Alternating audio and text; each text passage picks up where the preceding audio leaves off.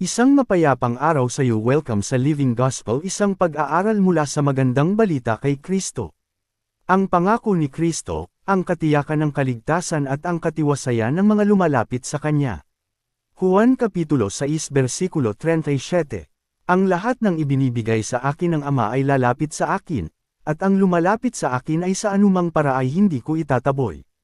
Ang Juan Kapitulo 6 versikulo 37 ay isa sa mga pinakamahihikayat at puno ng pag-asang pangako na binigkas ng Panginoong Jesu Kristo. Sa nag-iisang talatang ito, inihayag ni Jesus ang makapangyarihang biyaya ng Diyos sa kaligtasan, ang pangangailangang lumapit kay Kristo sa pamamagitan ng pananampalataya, at ang ganap na katiyakan na ang sinumang tunay na lumalapit sa Kanya ay hinding-hindi tatanggihan. Ang mga salitang ito ay binigkas sa panahon ng diskurso ni Jesus tungkol sa tinapay ng buhay, Juan Kapitulo 6 versikulo 22 hanggang 71. Matapos ang himalang pagpapakain sa 5,000, marami ang sumunod sa Kanya dahil nagnanais sila ng higit pang pisikal na tinapay. Inilihis ni Jesus ang kanilang atensyon mula sa pansamantalang pagkain patungo sa walang hanggang tinapay ng buhay. Ipinahayag niya na siya lamang ang makapagbibigay kasiyahan sa pinakamalalim na espiritual na gutom ng sangkatauhan sa pamamagitan ng pagbibigay ng buhay na walang hanggan. Sa loob ng diskursong ito, ang Juan Kapitulo 6 versikulo 37 ay naninindigan bilang isang maluwalhating pahayag ng layunin ng Diyos sa pagliligtas. Maganda nitong pinagkakasundo ang makapangyarihang pasimulan ng Diyos at ang pananagutan ng sangkatauhan. Ang Ama ay may biyayang humahatak sa mga makasalanan patungo sa Kanyang anak, at ang bawat lumalapit kay Kristo sa tunay na pananampalataya ay tinatanggap ng walang pagbubukod. Ang talatang ito ay tumutukoy sa mga doktrina ng banal na biyaya, ang makapangyarihang tawag ng Diyos, nigel iligtas na pananampalataya, ang pagpapatuloy at katiwasayan ng mga mananampalataya, at ang may malasakit na puso ni Kristo para sa mga makasalanan. Si Jesus ay hindi isang nag-aatubiling tagapagligtas. Siya ay may kagalakan na tumatanggap sa lahat ng lumalapit sa Kanya sa pagsisisi at pananampalataya. Ang sentrong katotohanan ng talatang ito ay, si Jesu Kristo ay hindi nagkakamali sa pagtanggap sa bawat makasalanang lumalapit sa Kanya sa pananampalataya, sapagkat ang kaligtasan ay nagsisimula sa may biyayang pasimulan ng Diyos at nananatiling ligtas sa tapat na pangako ni Kristo. Kasaysayan at biblikal na kaligiran. Ang Ebanghelyo ni Juan ay isinulat upang ipakita na si Jesus ang ipinangakong Mesiyas at ang walang hanggang anak ng Diyos. Ipinapahayag ng Juan Kapitulo 20 versikulo 31. Datapwat ang mga ito ay nanggesulat, upang kayo'y magsipaniwala na si Jesus ay ang Kristo, ang anak ng Diyos, at sa inyong pagsampalataya ay magkaroon kayo ng buhay sa Kanyang pangalan. Ang kabanata 6 na ay sumusunod sa himalang pagpapakain sa 5,000. Hinanap ng mga tao si Jesus dahil nagbigay siya ng tinapay para sa kanilang pisikal na pangangailangan. Gayunpaman, itinuro ni Jesus na ang pinakamalaking pangangailangan ng sangkatauhan ay hindi pisikal na pagkain kundi espiritual na buhay. Ipinahayag niya, "Ako ang tinapay ng buhay." Juan Kapitulo 6 versikulo 35. Nahirapan ang mga tao na maunawaan ang Kanyang katuroan dahil nakatuon sila sa mga makalupang bagay sa halip na sa mga katotohanang walang hanggan. Ipinaliliwanag ng Juan Kapitulo 6 versikulo 37 kung bakit ang ilan ay tunay na naniniwala habang ang iba ay nagpapatuloy sa di pananampalataya. Ang mga yaong may biyayang ibinigay ng Ama sa anak ay lumalapit sa Kanya, at tinatanggap sila ni Kristo ng buong pagtanggap. Ang Ama ay may biyayang humihikayat sa mga tao tungo sa Kanyang anak. Ang lahat ng ibinibigay sa akin ng Ama ay lalapit sa akin. Ang pambungad na pahayag na ito ay nagbibigay diin na ang kaligtasan ay nagsisimula sa may biyayang pasimulan ng Diyos. Walang makasalanan ang maipagmamalaki na nakuha niya ang kaligtasan. Ang Ama ay may pag-ibig na kumikilos upang ailapit ang mga tao sa Kanyang anak. Ang katotohanan ito ay nagpupuri sa biyaya ng Diyos habang pinapanatili ang katiyakan ng Kanyang layunin sa pagliligtas. Kalaunan ay sinabi ni Jesus, "Walang taong makalalapit sa akin, maliban na kung ang Ama na nagsugo sa akin ay hamatak sa Kanya." Juan Kapitulo 6 versikulo 44. Ang paghatak ng Ama ay hindi pilitan kundi isang kilos ng may biyayang pagpapagana, na nagbubukas sa mga bulag na mata upang makilala si Kristo bilang tagapagligtas. Pag-aaral sa salitang Griego, didimi, magbigay. Ang pandiwang Griego na didimi ay nangangahulugang magbigay, ipagkaloob, ipagkatiwala, magkaloob ng malaya. Ang pagbibigay ng Ama sa mga mananampalataya sa anak ay nagpapakita ng pagkakaisa ng Ama at ng anak sa gawain ng pagtubos. Ang kaligtasan ay biyayang kaloob ng Diyos mula simula hanggang wakas. Sa buong kasulatan, ang kaligtasan ay nagmumula sa pag-ibig ng Diyos. Ang Ama ang nagplano ng pagtubos. Ang anak ang nagsagawa ng pagtubos sa pamamagitan ng kanyang kamatayan at pagkabuhay na maguli. Ang banal na espiritu ang naglalapat ng pagtubos sa pamamagitan ng pagdadala sa mga makasalanan sa pananampalataya kay Kristo. Ang talatang ito ay nagpapakita ng magandang pagkakasundo sa loob ng gawain ng Diyos na Trinitaryo. Ang layunin ng Ama ay natutupad sa pamamagitan ng anak, at ang lahat ng lumalapit kay Kristo ay nakararanas ng negel-iligtas na biyaya ng Diyos. Para sa mga individual na mananampalataya, magpasalamat na ang iyong kaligtasan ay nakasalalay sa huli sa biyaya ng Diyos sa halip na sa sarili mong pagsisikap. Lumakad ng may pagpapakumbaba, dahil alam mong ang kaligtasan ay isang kaloob. Para sa mga pamilya, manalangin ng may pagtitiwala para sa mga mahal sa buhay na hindi pa naliligtas, na nagtitiwala na ang Diyos ay makapangyarihang hamatak ng mga puso patungo kay Kristo. Para sa mga simbahan, ipahayag ang mabuting balita ng buong tapang, na kinikilala na ang Diyos ay kumikilos sa pamamagitan ng kanyang salita upang ailapit ang mga makasalanan sa negel-iligtas na pananampalataya. Ang kaligtasan ay nagsisimula sa may biyayang pasimula ng Diyos, na nagpapaalala sa atin na ang bawat mananampalataya ay patuto sa kanyang awa at makapangyarihang biyaya.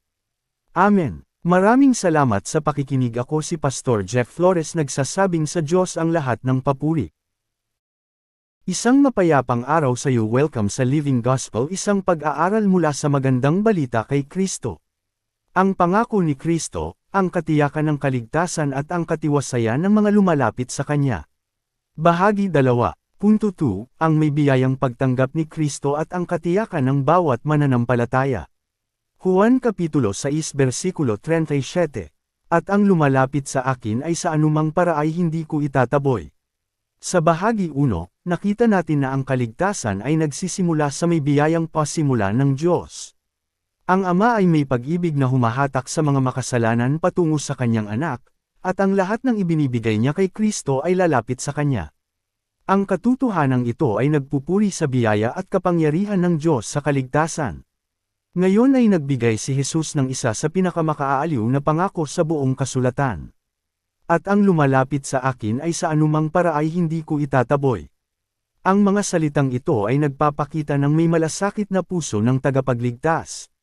Tinitiyak nito sa bawat nagsisising makasalanan na walang sinumang tunay na lumalapit kay Kristo sa pananampalataya ang kailanman ay tatanggihan. Ang pangakong ito ay nagpatibay sa mga mananampalataya sa buong dantaon sapagkat ito ay nakasalalay hindi sa katapatan ng tao, kundi sa hindi nagbabagong salita ni Kristo mismo. 2. Ang may biyayang pagtanggap ni Kristo at ang katiyakan ng bawat mananampalataya. Ang buhay Kristiyano ay nagsisimula sa paglapit kay Jesu Kristo.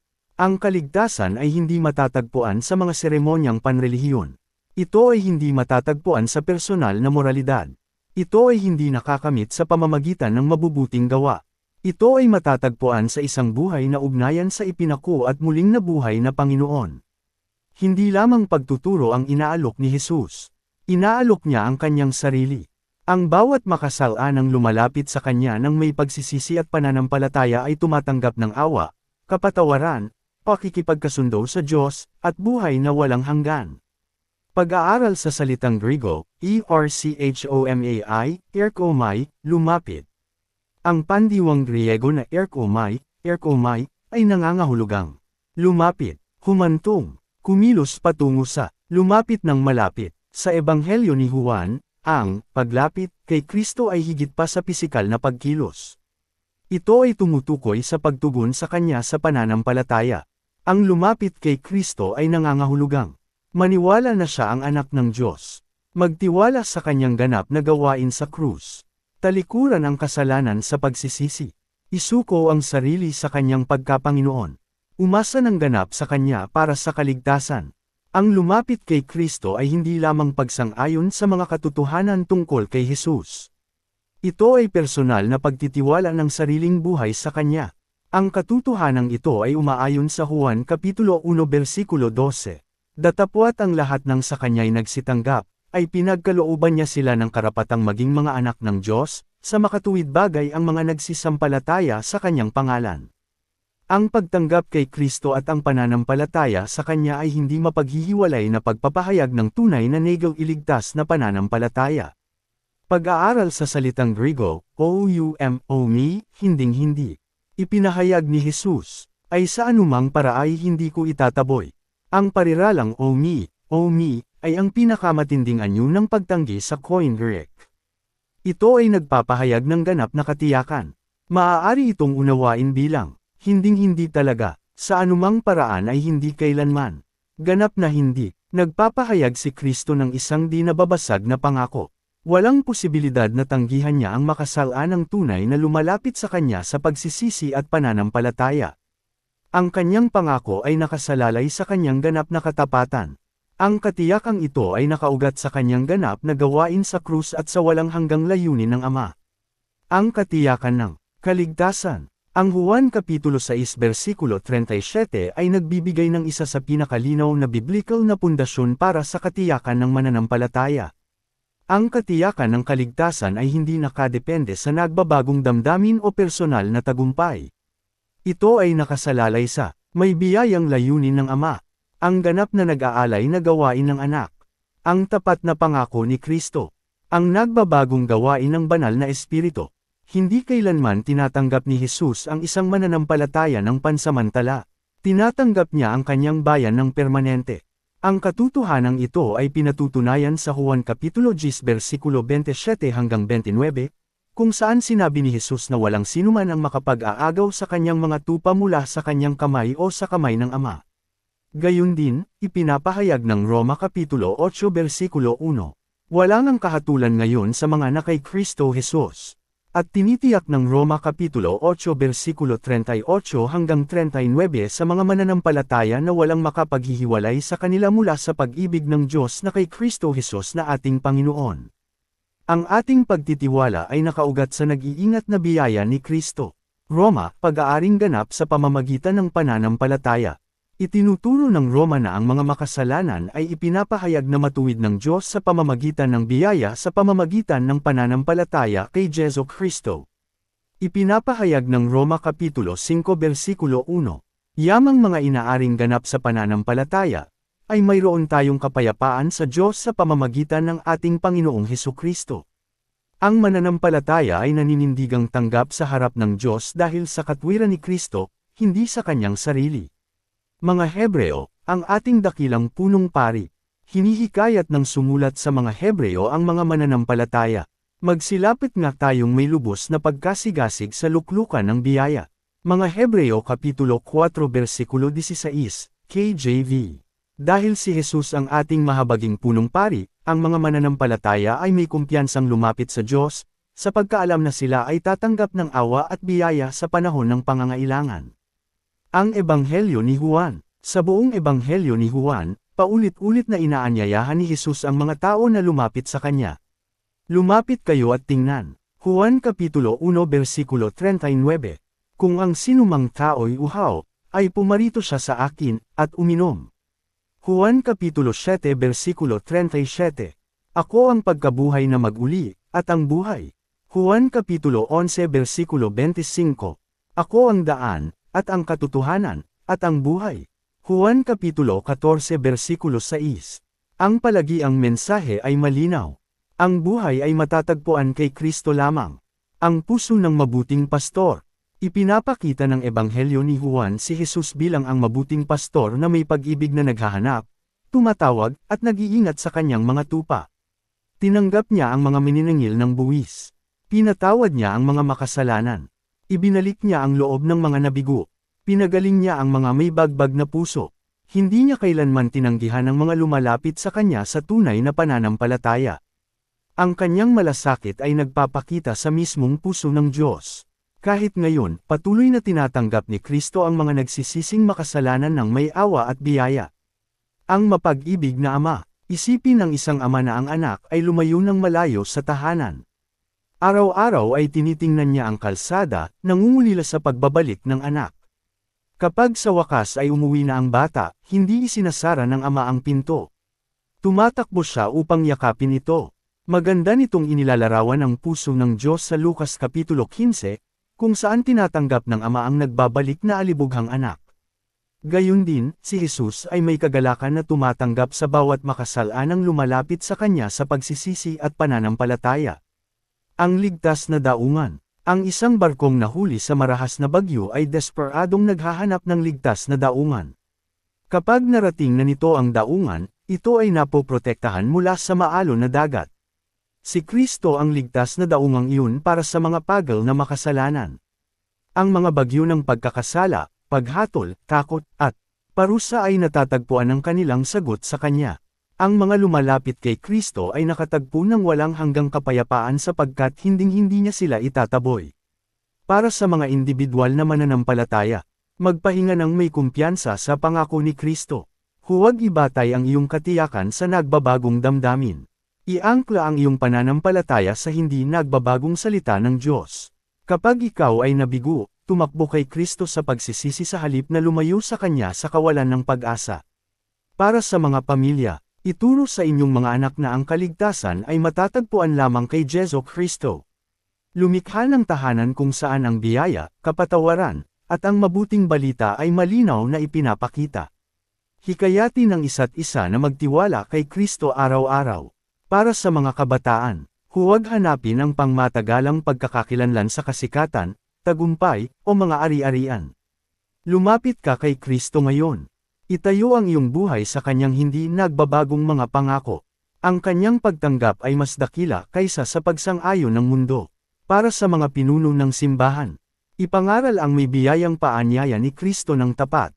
Tanggapin ang mga nagsisising makasalanan ng may malasakit.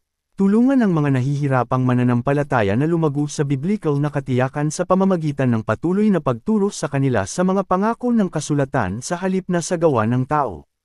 Ihanda ang simbahan na ipahayag ang mabuting balita ng buong tapang, sa pagkaalam na patuloy na tinatanggap ni Kristo ang lahat ng lumalapit sa Kanya. Simbahan. May mga taong naniniwala na sila ay labis na nagkasala na upang mapatawad. Ang ilan ay naniniwala na sila ay nabigo ng napakaraming beses. Ang iba ay nag-iisip na hinding-hindi matatanggap ng Diyos ang katulad nila. Pakinggan muli ang mga salita ni Jesus. Ang lumalapit sa akin ay sa anumang paraay hindi ko itataboy. Hindi ang mga bagbag, hindi ang mga nahihiya, hindi ang mga nagkasala, hindi ang mga pagal, hindi ang nagsisising makasalanan. Kung lumalapit ka kay Kristo, tatanggapin ka niya. Ang Kanyang awa ay mas dakila kaysa sa iyong nakaraan. Ang Kanyang biyaya ay mas malakas kaysa sa iyong mga kabiguan. Ang Kanyang krus ay sapat para sa bawat makasalanang naniniwala. Anong dakilang tagapagligtas? Amen. Maraming salamat sa pakikinig. Ako si Pastor Jeff Flores, nagsasabing sa Diyos ang lahat ng papuri. Isang mapayapang araw sa iyo. Welcome sa Living Gospel, isang pag-aaral mula sa magandang balita kay Kristo. Ang pangako ni Kristo, ang katiyakan ng kaligtasan at ang katiwasayan ng mga lumalapit sa Kanya. Bahagi 3.3, ang katiwasayan ng mananampalataya at ang walang hanggang pag-asa ng pagkabuhay na maguli. Juan Kapitulo 6 versikulo 38 hanggang 40, sapagkat bumaba akong mula sa langit, hindi upang gawin ko ang aking sariling kalooban, kundi ang kalooban ng nagsugo sa akin. At ito ang kalooban ng nagsugo sa akin, na sa lahat ng ibinigay niya sa akin ay huwag kong iwala ang anumang bagay, kundi muling buhayin ko sa huling araw. At ito ang kalooban ng aking Ama, na ang lahat ng nakakakita sa anak, at sumasampalataya sa Kanya, ay magkaroon ng buhay na walang hanggan, at aking muling bubuhayin sila sa huling araw. Simbahan, nakita na natin na ang Ama ay may biyayang humahatak sa mga makasalanan patungo sa Kanyang anak at na si Jesus ay may pag-ibig na tumatanggap sa bawat taong lumalapit sa Kanya sa tunay na pananampalataya. Ang paanyaya ay bukas, ang pangako ay tiyak, at ang puso ng tagapagligtas ay puno ng awa. Ngayon ay inihayag ni Jesus ang maluwalhating kinalabasan ng Kanyang gawain sa pagliligtas. Ang mga tinanggap ni Kristo ay hindi lamang pinatawad para sa ngayon. Sila ay iniingatan ng kanyang kapangyarihan, pinapanatili ayon sa kalooban ng Ama, at pananggakwa ng hinaharap na pagkabuhay na maguli tungo sa walang hanggang kaluwalhatian. Ang kaligtasang ibinibigay ni Kristo ay ganap, mula sa pagbabago ng isip hanggang sa pagiging kaluwalhatian. 3. Ang katiwasayan ng MANANAMPALATAYA at ang walang hanggang pag-asa ng pagkabuhay na maguli. Nagsimula si Jesus gamit ang mga malalalim na salitang ito. Sapagkat bumaba akong mula sa langit, hindi upang gawin ko ang aking sariling kalooban, kundi ang kalooban ng nagsugo sa akin. Ipinaaalala sa atin ng mga salitang ito na ang ministeryo ni Kristo sa lupa ay nakaugat sa kanyang walang hanggang misyon. Ang anak ay naparito sa ganap na pagsunod sa Ama. Ang bawat himalang ginawa niya, bawat pangangaral na ipinahayag niya, bawat gawaing may malasakit na ipinakita niya, at sa huli ang kanyang sakripisyong kamatayan sa krus ay tumupad sa planong pagtubos ng Ama. Dahil si Kristo ay ganap na sumunod sa Ama, ang mga mananampalataya ay maaaring magkaroon ng ganap na katiyakan na ang kanyang gawaing naging iligtas ay hinding-hindi mabibigo. Ang kalooban ng Ama ay ang katiwasayan ng MANANAMPALATAYA. Ipinahayag ni Jesus, ito ang kalooban ng Ama, na sa lahat ng ibinigay niya sa akin ay huwag kong iwala ang anumang bagay. Ang katiwasayan ng kaligtasan ay hindi nakasalalay sa lakas ng tao. Ito ay nakasalalay sa hindi nagbabagong kalooban ng Diyos. Ang layunin ng Ama ay walang sinuman sa mga tunay na kabilang kay Kristo ang sa huli ay mawawala. Hindi ito hinihikayat ang espiritual na pagkakasya, sa halip, ito ay lumilikha ng pagpapakumbaba, pasasalamat, pagtitiis, at pagsamba. Ang mananampalataya ay nagtitiis sapagkat ang Diyos ay tapat na nag-iingat sa Kanya. Pag-aaral sa salitang Griego, apollymi, apolimi, mawala, mapuksa, mamatay. Ang pariralang, huwag kong iwala ang anumang bagay, ay gumagamit ng pandiwang Griego na apolimi. Depende sa konteksto, ito ay nangangahulugang mamatay o mapuksa, wasakin, mawala, masira. Dito ay ipinapahayag ni Jesus na hindi niya mawawala kahit isa sa mga ipinagkatiwala sa kanya ng Ama. Ipinapakita nito ang ganap na pagkabisa ng gawaing naging iligtas ni Kristo. Ang mabuting pastor ay hindi kailanman iniiwan ang kanyang mga tupa, gaya ng ipinahayag kalaunan ni Jesus. Ang aking mga tupa ay nangakikinig ng aking tinig, at sila'y binibigyan ko ng buhay na walang hanggan, at kailan may hindi sila mapapahamak. Juan Kapitulo 10 versikulo 27 hanggang 28, KJV. Ang ating katiyakan ay, nakasalalay hindi sa lakas ng ating paghawak kay Kristo, kundi sa lakas ng kanyang paghawak sa atin. Ang pangako ng pagkabuhay na maguli. Muling inulit ni Jesus ng 2 beses sa talatang ito. Aking muling bubuhayin siya sa huling araw. Ang pag-uulit na ito ay nagbibigay diin sa katiyakan. Ang pag-asang Kristiyano ay hindi lamang ang pagpunta ng kaluluwa upang makapiling si Kristo pagkatapos ng kamatayan. Ang biblikal na pag-asa ay kasama rin ang hinaharap na pagkabuhay na maguli ng katawan. Ang pagkabuhay na maguli ni Kristo ang garantiya ng sa atin. Isinulat ni Pablo, datapwat ngayon ay si Kristo ay muling binuhay sa mga patay, na siya ang pangunahing bunga ng nanggatutulag. Unang Korinto Kapitulo 15 versikulo 20, KJV. Dahil nagtagumpay si Jesus sa libingan, ang kamatayan ay wala ng huling salita laban sa mga kabilang sa kanya. Sa kanyang maluwalhating pagbabalik, ang bawat mananampalataya ay muling bubuhayin na may kaluwalhati siyang katawan, naganap na angkop para sa walang hanggang pakikipag-ugnayan sa Diyos. Ang gintong kadena ng TAGTUBOS. Ang Juan Kapitulo 6 versikulo 38 hanggang 40 ay magandang umaayon sa Roma Kapitulo 8 versikulo 29 hanggang 30. Ang mga nakilala ng Diyos ng una, ay itinalaga niya ng una. Ang mga itinalaga niya ng una, ay tinawag niya.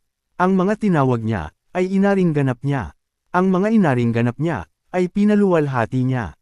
Mula sa walang hanggang layunin ng Diyos hanggang sa walang hanggang kaluwalhatian ng mananampalataya, ang kaligtasan ay ang may biyayang gawain ng Diyos. Hindi nito inaalis ang pangangailangan ng pagsisisi at pananampalataya. Sa halip, pinupuri nito ang katiyakan na ang layuning naging iligtas ng Diyos ay aabot sa inilaan nitong kaganapan sa lahat ng tunay na naniniwala kay Kristo. Ang buhay na walang hanggan ay nagsisimula ngayon. Sinabi ni Jesus, ay magkaroon ng buhay na walang hanggan. Pansinin ang panahong kasalukuyan. Ang buhay na walang hanggan ay hindi lamang pag-aari sa hinaharap. Nagsisimula ito sa sandaling ang makasalanan ay sumampalataya kay Kristo.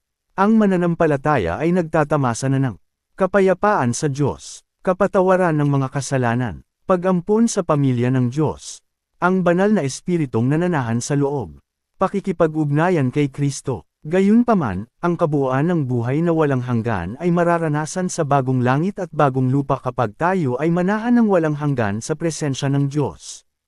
Ang pag-asa ng MANANAMPALATAYA sa pagdurusa. Dahil sa pangako ni Kristo, ang mga mananampalataya ay humaharap sa pagdurusa ng naiiba. Ang mga pagsubok ay nananatiling masakit. Ang pag-uusig ay nananatiling mahirap. Ang kamatayan ay nagdudulot pa rin ng dalamhati. Gayunpaman, wala sa mga katotohanang ito ang makapagbabaligtad sa mga pangako ng Diyos. Ipinahayag ni Pablo, sapagkat sa akin ang mabuhay ay si Kristo, at ang mamatay ay pakinabang. Filipos Kapitulo 1 versikulo 21, KJV. Ang pagkabuhay na mag-uli ay nagbabago sa pananaw ng mananampalataya. Ang libingan ay hindi ang katapusan. Ito ang pintuan tungo sa walang hanggang kaluwalhatian. Mga ugnayan sa lumang tipan.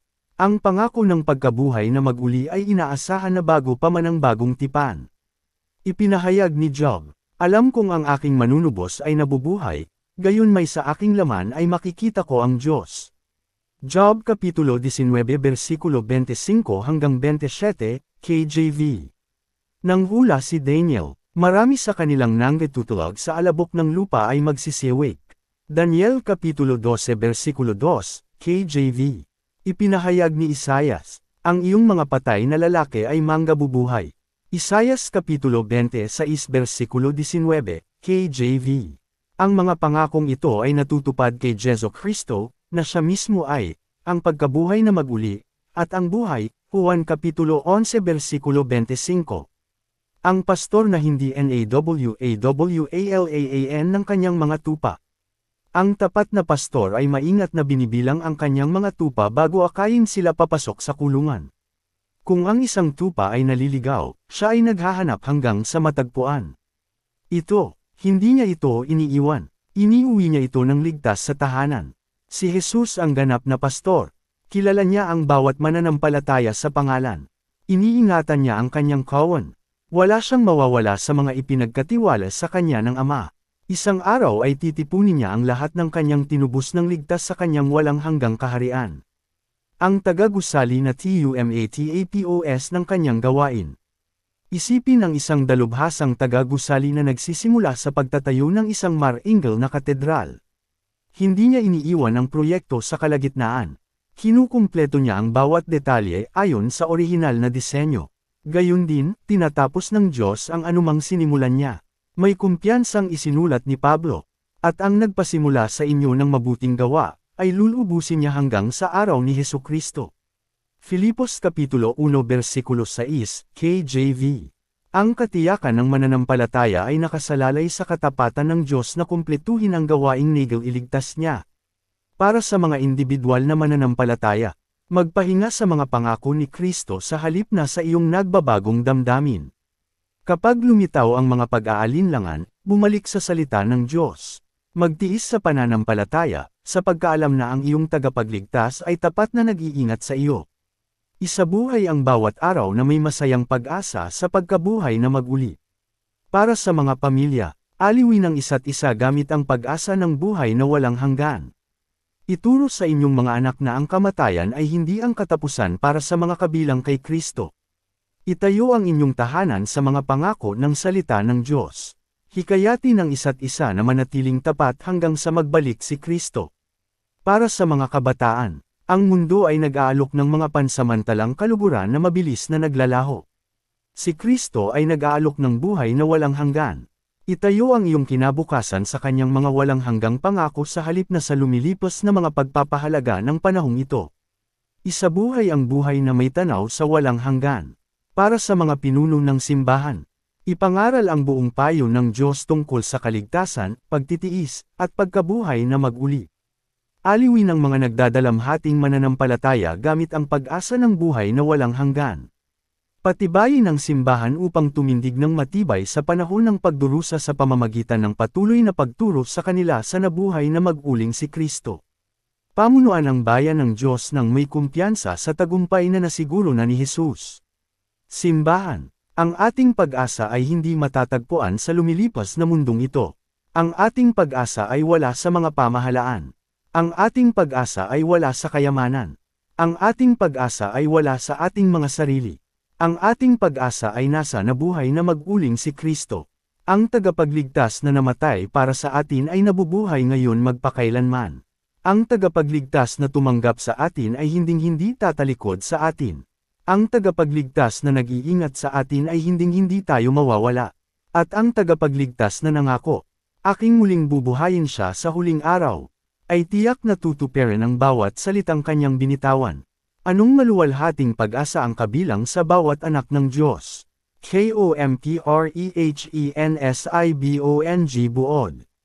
Habang tinatapos natin ang ating pag-aaral sa Juan Kapitulo 6 versikulo 37 hanggang 40, alalahanin natin ang tatlong katotohanan ito na bumabago sa buhay. Ang Ama ay may biyayang humahatak sa mga makasalanan tungo sa kanyang anak. Ang kaligtasan ay nagsisimula sa may biyayang pasimula ng Diyos. Ang Ama ay may pag-ibig na humahatak sa mga tao kay Kristo, at ang bawat tunay na lumalapit sa Kanya ay gumagawa nito sa pamamagitan ng Kanyang biyaya. 2. Tinatanggap ni Kristo ang bawat taong lumalapit sa Kanya sa pamamagitan ng pananampalataya.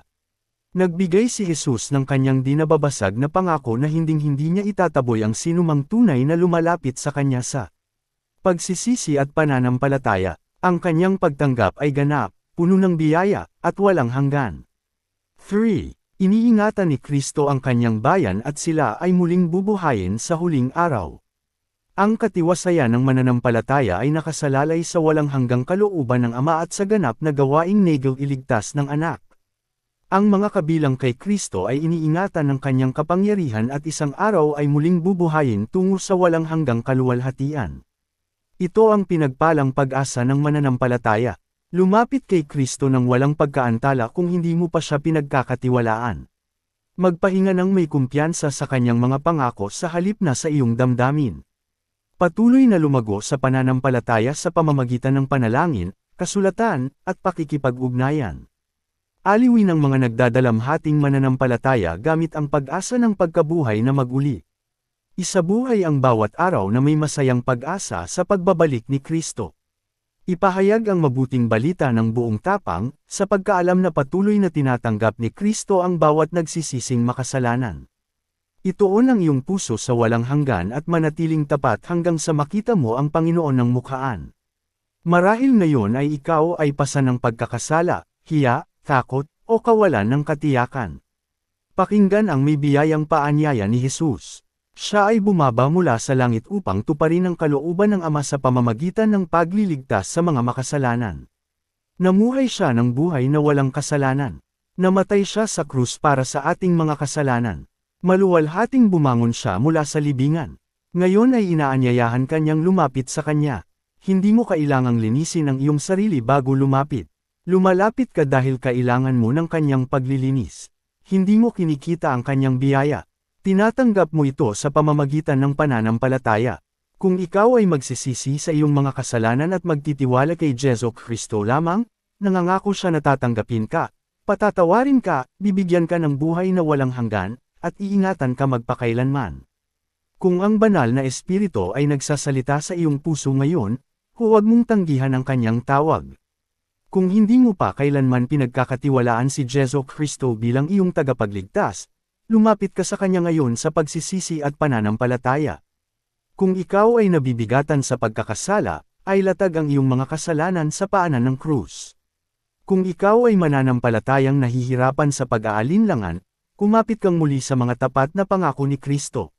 Kung ang dalamhati ay pumasok sa iyong buhay sa pamamagitan ng pagkawala ng isang mahal sa buhay na mananampalataya, magkaroon ka ng aliw sa pangako ng pagkabuhay na mag-uli. Kung tinatawag ka ng Diyos na maglingkod sa Kanya sa ministeryo, pagpapalaganap ng ebanghelyo, misyon, o pagtuturo, isuko mo ang iyong buhay ng ganap sa kanyang kalooban. Ngayon ang araw upang magtiwala kay Kristo, lumakad kasama ni Kristo, at mabuhay sa masayang pag-asa ng kanyang walang hanggang kaharian. Panalangin. Ama sa langit, pinupuri ka namin para sa iyong makapangyarihang biyaya at sa pagpapadala ng iyong minamahal na anak upang isagawa ang gawain ng aming pagtubos. Salamat na ang lahat ng lumalapit kay Jesus na tunay na nagsisisi at pananampalataya ay tinatanggap ng may awa, pinapatawad ng ganap, at ligtas na iniingatan ng kanyang makapangyarihang kamay. Panginoon, salamat sa pangako at pag-ibig mo sa akin na wala kang pinipili tao at hindi mo itinataboy, sa halip ay tinatanggap mo kami kahit makasalanan, binibigyan mo ng pag-asa at kapatiyaran. Patibayin mo ang aming katiyakan sa iyong di nababagong mga pangako, palalimin ang aming pagmamahal kay Kristo, at tulungan kaming isabuhay ang bawat araw na may pag-asa ng pagkabuhay na mag-uli sa aming paningin. Aliwin mo ang mga nagdadalamhati. Hikayatin ang mga nahihirapan, ibalik ang loob ng mga naliligaw, at akitin ang marami pang hindi nakakakilala kay Kristo tungo sa negal iligtas na pananampalataya. Punuin mo kami ng iyong banal na espiritu upang maipahayag namin ng buong tapang ang mabuting balita hanggang sa magbalik ang aming tagapagligtas. Panatilihin kaming tapat, masaya, at matibay habang hinihintay namin ang maluwalhating araw kung kailan makikita namin si Jesus ng mukhaan at kami ay muling bubuhayin sa tagumpay. Hinihiling namin ang lahat ng ito sa mahalagang at makapangyarihang pangalan ng aming Panginoon at Tagapagligtas, si Jesu Kristo. Amen. Ang Juan Kapitulo 6 versikulo 37 hanggang 40 ay nagpapahayag ng matagumpay na katiyakan ng negal iligtas na biyaya ng Diyos. Ang Ama ay may biyayang humahatak sa mga makasalanan tungo sa kanyang anak. Ang anak ay may kagalakan na tumatanggap sa bawat taong lumalapit sa kanya sa pananampalataya. Iniingatan ang lahat ng kabilang sa kanya, at sila ay muling bubuhayin sa kaluwalhatian sa huling araw.